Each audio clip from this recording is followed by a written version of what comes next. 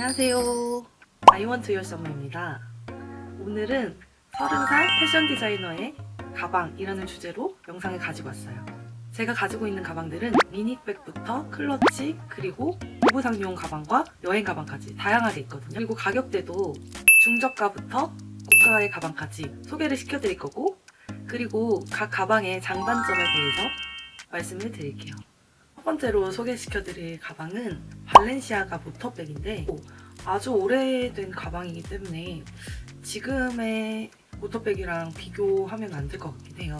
그렇지만 모터백 특유의 특징들을 가지고 좀 얘기를 해드릴 텐데, 가격대는 지금 현재는 500만 원대로 알고 있고, 모터백 특유의 특징이 양가죽으로 되어 있다는 거잖아요.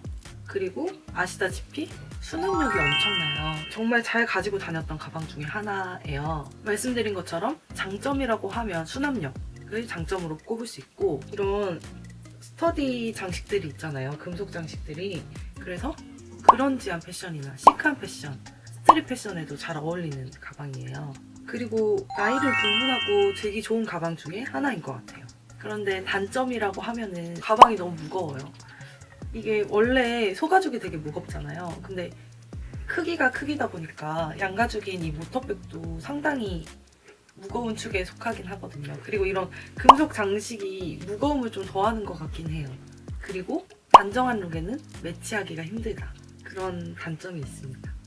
근데 그런 거 빼고는 저는 정말 좋아서, 저 지방여행 갈 때 가끔 들고 갔었거든요. 출근을 했다가 저녁 기차로 바로 지방여행을 가야 했던 때가 있었는데, 그랬을 때 출근용으로도 들고 가기 좋고, 그리고 수납력이 좋다 보니까 여행용으로도 잘 들고 다녔던 가방입니다. 그런데 발렌시아가 요즘 좀 브랜드 가치가 하락하고 있는 면이 없지 않아 있잖아요.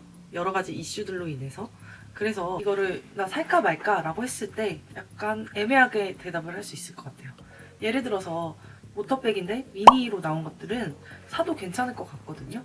정말 잘 들고 다니는 분들을 많이 봐서 괜찮을 것 같은데, 저처럼 이렇게 큰 크기는 구매하시는 건 좀 비추인 것 같아요. 제가 두 번째로 소개해드릴 제품은 생로랑의 루루백인데요. 근데 이 루루백에는 한 가지 비밀이 숨겨져 있는데, 사실은 루루 클러치였는데 제가 리폼으로 이렇게 끈을 달았습니다. 사실 그래서 클러치여서 그렇게 많이 들어가진 않는데, 다행히 다른 클러치들에 비해서 이 뎁스가 있는 편이거든요. 그래서 은근히 서류 가방 정도로는 들어가는 편이에요. 그리고 두꺼운 쿠션 같은 경우에는 충분히 들어가는 정도거든요. 워낙 사이즈가 크다 보니까 클러치로 들기는 좀 힘들더라고요. 그래서 어떻게 해야 될까 고민을 하다가 제가 그 네이버 카페 중에 시크먼트라고 하는 카페가 있는데, 그 카페 회원분이 이렇게 구멍을 뚫어서 리폼을 했다라는 글을 보고 저도 리폼을 시도를 했습니다. 결과적으로는 저 진짜 잘 들고 다녔거든요. 이게 정말 좋은 게, 원래 제가 클러치 구매했을 때 90만 원대로 구매를 했었어요.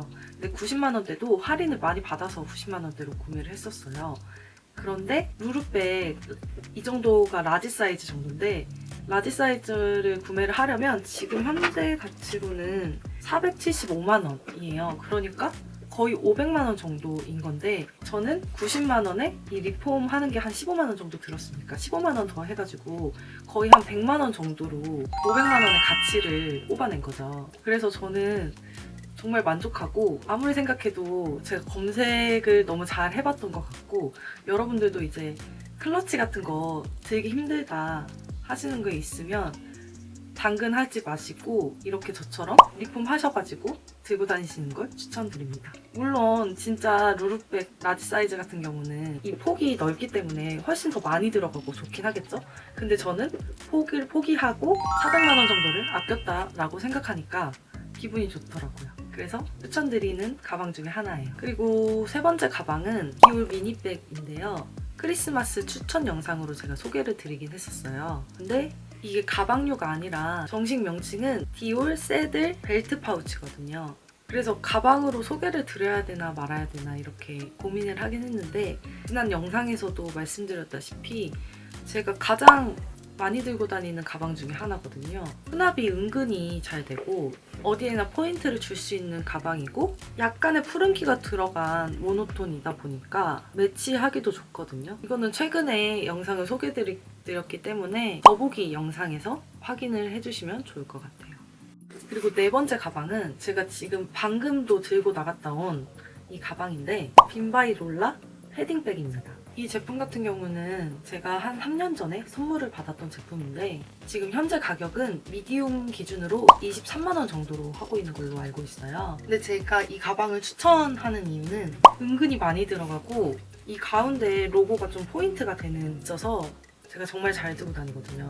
그리고 되게 좋은 게 제가 이 가방을 딱 들고 나가면 이게 지금 빈바이 롤라여서 B자 모양으로 이렇게 로고가 되어 있잖아요. 이걸 보고 어떤 사람들은 발렌시아가냐고 물어보고 어떤 친구는 버버리냐고 물어보는 거예요. 근데 이걸 제가 남자친구한테 받았는데 남자친구도 최근에 저한테 버버리 아니냐고 물어보더라고요. 그래서 가방 가격 대비 값어치 있어 보이는 제품이지 않나? 라는 생각을 합니다. 그리고 지금 제가 방금도 외출하고 왔다고 했잖아요.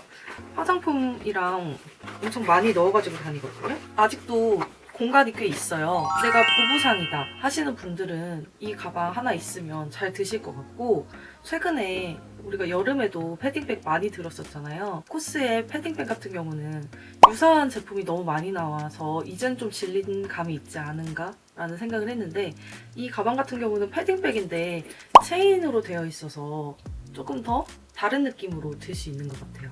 그리고 은근히 단정하게 멜 수도 있거든요. 그래서 학생분들 같은 경우에 아이패드 미니 같은 정도는 들어가니까 드시기 좋을 것 같고 직장인 분들도 보부상 직장인인 경우에 짐 많이 넣어서 들고 다니기 좋은 가방으로 추천드릴게요. 저는 올블랙으로 구매를 했지만 이 로고 부분이 다른 컬러인 것도 있더라고요. 그래서 여러 가지로 컬러 보시고 취향껏 구매하시면 좋을 것 같아요. 그리고 다섯 번째 제품은 제가 이전 영상으로 소개해드렸던 샤넬 보이백인데 다시 한번 소개를 해드릴게요. 왜냐면 샤넬 보이백이 제가 많이 들고 다니는 가방 중에 하나거든요. 이 가방 같은 경우에는 격식을 좀 차려야 할 때 드는 경우가 많은 것 같고 근데 제가 샤넬 보이백 구매 후기도 찍었지만 또 가품이랑 진품을 비교하는 영상도 찍었었잖아요. 근데 좀 놀랐던 게 제가 최근에 중고명품 거래하는 그런 곳에서 하는 팝업 매장에 다녀왔어요. 근데 그 팝업 매장에서 샤넬 보이백을 판매를 하고 있더라고요. 가격이 900만 원대로 판매를 해서 거의 정품을 매장에서 구매하는 거랑 같은 가격으로 소개를 하고 있더라고요. 근데 제가 진품을 가지고 있고 저는 또 가품도 가지고 있잖아요. 비교 영상을 위해서 구매를 했던 건데 아무리 봐도 정품보다는 가품에 더 가까운 거예요. 왜냐면 제가 그때 가품 리뷰를 할 때 말씀드렸던 게 이 가죽에 반짝임이 너무 심하다. 그리고 지금 이거는 정품이에요. 근데 가품 같은 경우에는 반짝임이 심하고 또 이 캐비어의 알이 굵고 또 체인의 소리가 너무 가볍다라고 했잖아요.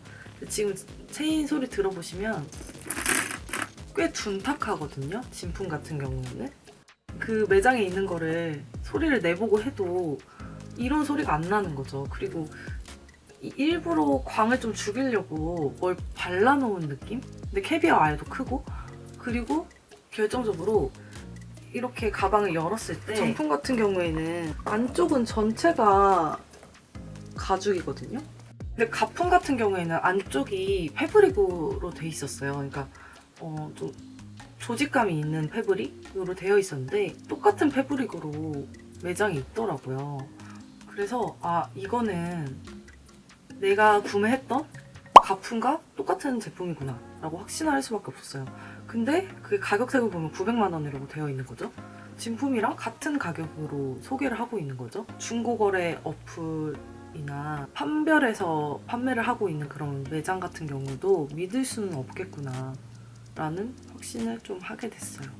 앞으로 어떤 걸 믿고 어떻게 구매를 해야 될지 좀 고민이 되는 그런 에피소드였습니다. 이렇게 제가 정말 잘 가지고 다니는 것들만 뽑아서 얘기를 해드렸는데, 물론 제가 이전 영상들로 좀 소개를 해드렸던 것들은 간략하게 말씀을 드리고 넘어갔어요. 그런 것들은 이전 영상 더보기란에 해둘 테니까 그쪽을 봐주시면 될 것 같고, 새롭게 소개드린 그런 가방들은 장단점을 설명을 드리긴 했는데 좀 부족한 부분이 있을 수도 있으니까 그런 부분은 댓글로 남겨주시면 제가 답변을 해드리도록 할게요. 그럼 앞으로도 더 좋은 영상으로 찾아뵙도록 하겠습니다. 감사합니다.